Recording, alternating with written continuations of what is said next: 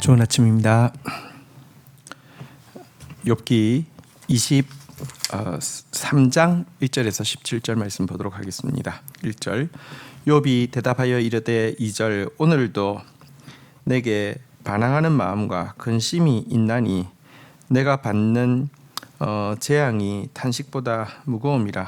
3절 내가 어찌하면 하나님을 발견하고 그의 처소로 나아가랴. 4절 어찌하면 그 앞에서 내가 호소하며 변론한 말을 내 입에 채우고. 5절 내게 대답하시는 말씀을 내가 알며 내게 이르시는 것을 내가 깨달으랴. 6절 그가 큰 권능을 가지시고 나와 더불어 다투시겠느냐. 아니로다 도리어 내 말을 들으시리라. 7절 거기서 정직한 자가 그와 변론할 수 있은즉 내가 심판자에게서 영원히 벗어나리라. 자, 3차 논쟁 엘리바스의 정죄 앞에서 욥은요 한마디도 그에게 대꾸하지 아니하고 도리어 하나님을 향해 나아가서 하나님과 대면할 수 있기를 원한다, 이렇게 대답하고 있습니다.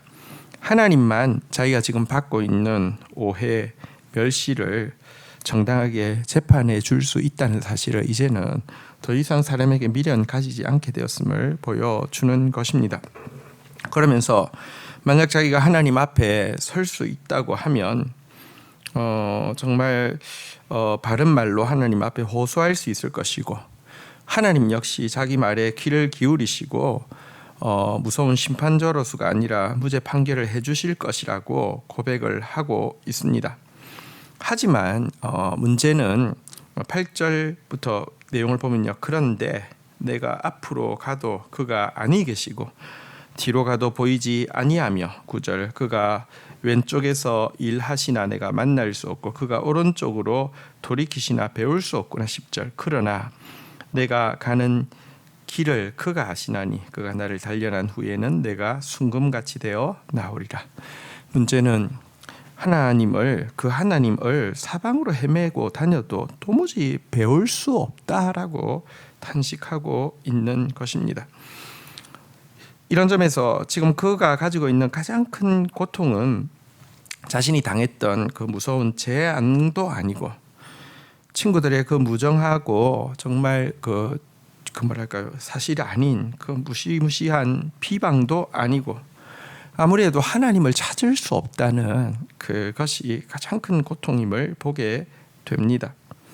여러분, 근데 이 고통이 있습니다.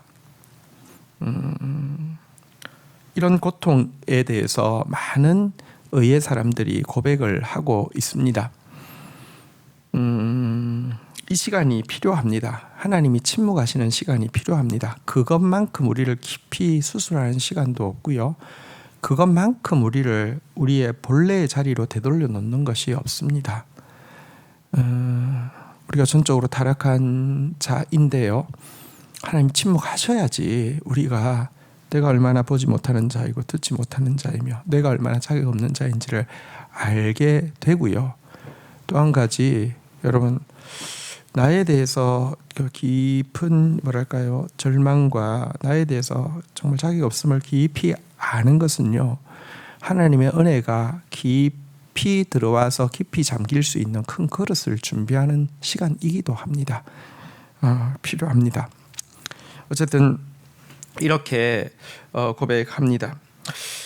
또 한 가지 사실은 그가 지금 앞에서는 만약에 하나님 발견할 수 있다고만 하면 하나님 나를 의롭다 판결해 주시고 나는 하나님 앞에서 진짜 이렇게 하소연을 하고 네 말이 옳다라고 이야기해 주실 것이다 라고 이야기했지만, 뒤에 가보면 하나님이 직접 그에게 나타나시잖아요, 그죠? 그리고 그를 옳다고 이야기해 주셨습니다. 하지만 그 하나님 앞에서 그가 진심으로 자기가 무지한 자라고 어리석은 말로 이치를 가리우던 자라고 회개하고 있는 모습도 보게 됩니다. 지금 답답해서 하나님 앞에만 서면 다 해결될 거다라고 생각을 하고 하나님도 자기를 의롭다 이야기해 주실 것이다 이야기했지만, 하나님이 우리를 의롭다 해주시는 것은 은혜로 의롭다 해주시는 것이지 우리의 공로가 진짜 의로워서 그런 것은 아니라는 것을 알 필요가 있겠습니다. 어쨌든 그는 이와 같은 하나님 침묵 속에서도 자기의 인생길을 하나님이 선한 목적을 가지고 연단하신다고 고백하고 있고요. 그가 당한 모든 길에 대해서 그가 알고 계신다라고 이야기하고 있고요. 이 시련을 통과하게 될 때는 자기가 순금과 같이 변화되어서 나올 것이다라고도 확신하고 있습니다. 참 이것이 욥의 믿음입니다. 이것이 참 욥의 내공이고 너무 귀한 고백이죠. 이 3차 논쟁 그리고 친구들의 정말 억지스러운 정죄 앞에서 이런 고백이 나왔다는 것, 특별히 하나님의 침묵 속에서도 이런 고백이 나왔다는 것, 참 평소에 신앙의 하나님 앞에 관계가 어떠했는지를 잘 보여주는 모습이라고 할 수 있습니다. 자, 이제 11절입니다. 내 발이 그의 걸음을 바로 따랐으며 내가 그의 길을 지켜 치우치지 아니하였고 12절 내가 그의 입술의 명령을 어기지 아니하고 정한 음식보다 그의 입의 말씀을 귀히 여겼도다 13절 그의 뜻이 일정하시니 누가 능히 돌이키랴 그의 마음에 하시고자 하시는 것이면 그것을 행하시리니 14절 그런즉 내게 작정하신 것을 이루실 것이라 이 일이 그에게 많이 이런 일이 그에게 많이 있느니라 15절 그러므로 내가 그 앞에서 떨며 지각을 그를 두려워하리라 16절 하나님이 나의 마음을 약하게 하시며 전능자가 나를 두렵게 하셨나니 17절 이는 내가 두려워하는 것이 어둠 때문이나 흑암이 내 얼굴을 가렸기 때문이 아니로다. 자, 시인은 이렇게 고백을 하고 있습니다. 하나님의 뜻은 변할 수 없기에 자기에게 반드시 이루어질 것이다라고 또 고백을 하고 있습니다. 그리고 그의 뜻이 이루어지게 될 때에는 그에게 원망과 불평이 남는 것이 아니라 억울함이 남는 것이 아니라 하나님을 더 경외하는 마음에 사로잡히게 될 것이다 이렇게 고백하고 있습니다. 이러한 사실을 알기 때문에 지금 이해할 수 없는 고난 한가운데 있음에도 불구하고 그는 하나님의 말씀을 일용할 양식처럼 귀하게 여기고 있으며 하나님의 걸음에 자기의 보폭을 맞추기 위해서 최선을 다한다고 고백을 하고 있습니다. 여러분, 우리는 하나님의 뜻을 다 알 수는 없습니다. 하지만 하나님이 우리의 인생을 향한 선한 목적을 가지고 계시며 반드시 그 일을 이루신다는 사실을 믿어야 합니다. 그리고 이런 사람은 이해할 수는 없지만 시련 가운데서도 위로를 받게 되고요.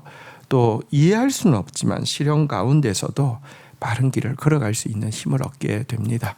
이것이 욥이 보여주고 있는 귀한 삶의 본입니다. 주신 말씀 붙잡고 기도하며 나가도록 하겠습니다. 하나님, 욥이 더 이상 친구들의 말에 일희일비하며 하나하나 반박하지 아니하고 하나님께 그럴수록 더 나아가려고 몸부림치고 있는 것을 보게 됩니다. 또 하나님의 침묵의 시간이기에 너무 답답하지만 그럼에도 불구하고 하나님의 선하신 계획과 하나님의 아심을 믿고 있으며 연단 이후에 순금처럼 변화되어질 자신에 대한 소망도 붙잡고 있음을 보게 됩니다. 하나님, 우리가 인생길을 다 알 수 없습니다. 또 인생길에 일어나는 모든 일을 이해할 수도 없습니다. 그러나 하나님, 이 기간 가운데에도 하나님의 말씀을 일용할 양식처럼 귀히 여기며 하나님의 걸음에 내 걸음을 맞추기 위해 최선을 다하는 욥의 길을 걸어갈 수 있도록 도와주시옵소서. 하나님의 선하신 계획은 반드시 이루어질 것을 믿음으로 말미암아 시련 한가운데 있다 할지라도 이해할 수 없는 고난 한가운데 있다 할지라도 하나님 바른 길 걸어가며 또 소망을 놓지 않는 자 되어질 수 있도록 은혜를 더하여 주옵소서. 예수 그리스도의 이름으로 기도 올립니다. 아멘.